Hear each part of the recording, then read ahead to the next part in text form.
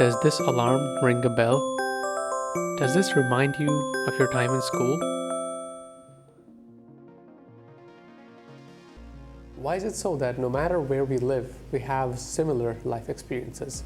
We have these really big dreams of what we want to be when we grow up. Oh, I want to be an astronaut. Oh, I want to be a pilot. And when we grow up, it almost happens that as we progress through the stages, through high school, through college, our dreams become smaller and more realistic. And we just end up fitting inside this box. We do this office job, we end up getting settled down, we end up getting married, and then we die. Why is it so that the older we get, the smaller our dreams become? Let's call this discrepancy the dream gap. And in order to understand the dream gap, we need to go back to the Industrial Revolution. Before the Industrial Revolution, there existed something known as a traditional industry. People used to work out of their own homes and with the help of their families produce a lot of items, even when employed by capitalists. This meant that the society mostly had a single class system, and ownership of large mills and factories was completely unknown, apart from a few exceptions. But after the Industrial Revolution though, everything changed. Suddenly, people were being hired to work under one roof to produce items for the masses. Couple that with the ownership of the means of production meant that very quickly there became two types of classes, according to Karl Marx: the bourgeoisie and the proletariat. So the bourgeoisie, they owned the factories and the raw materials, and these were the people who were the employers of the proletariat, the people who were actually working. And these were the people who were actually getting rich off the labor of other people. The proletariat were the people working under the factory owners. They were the cheap labor that were hired to do a very specific task within a factory. Could it be that the dream gap was caused by this sudden change in lifestyle that people were adopting where they were working in factories? In order to understand how we got here, we need to go back to the people who actually laid the foundation of the modern world that we live in. One of those people was Adam Smith, who wrote an influential book known as The Wealth of Nations. And in this book, he describes a pin-making factory. We're going to illustrate the pin factory using paper planes. Imagine that you have a paper plane making factory, and in order to produce paper planes, you have two options. Option 1, the talented plane maker. Option 2, the unskilled labor. Option 1 is obvious. You would want to have someone who is talented and experienced enough to build paper planes. And you would have a lot of them if you want to produce a large amount of paper plane. So you'd have someone who would make paper planes from start to finish.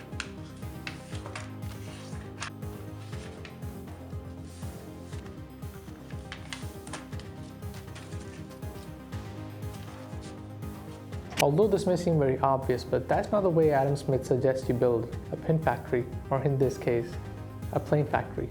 Option 2, the unskilled labor.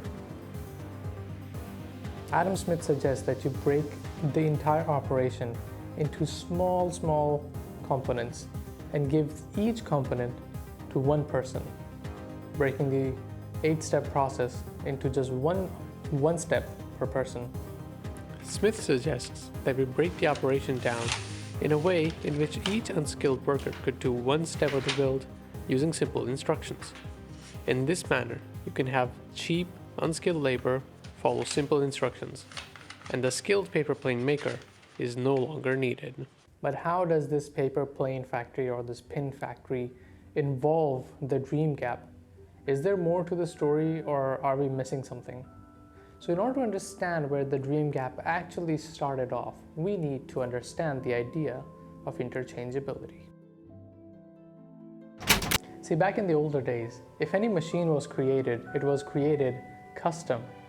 Not custom per se, but it was every component of the machine was built actually for that one specific machine. So for example, if we bring this lens into the picture, if in the older days this lens was produced this cap, this rear cap, and this sun hood, these would only be able to fit this specific lens only and not any other lens. Jean-Baptiste Guéval was the first person, as far as I know, who introduced us with the concept of interchangeability. He demonstrated to the French military in 1765 to adopt muskets with interchangeable parts. If the parts could become interchangeable, the musket's cost would go down significantly.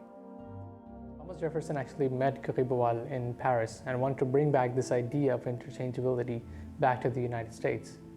Now, Eli Whitney struggled to produce interchangeable parts for guns, and Singer could not do that either.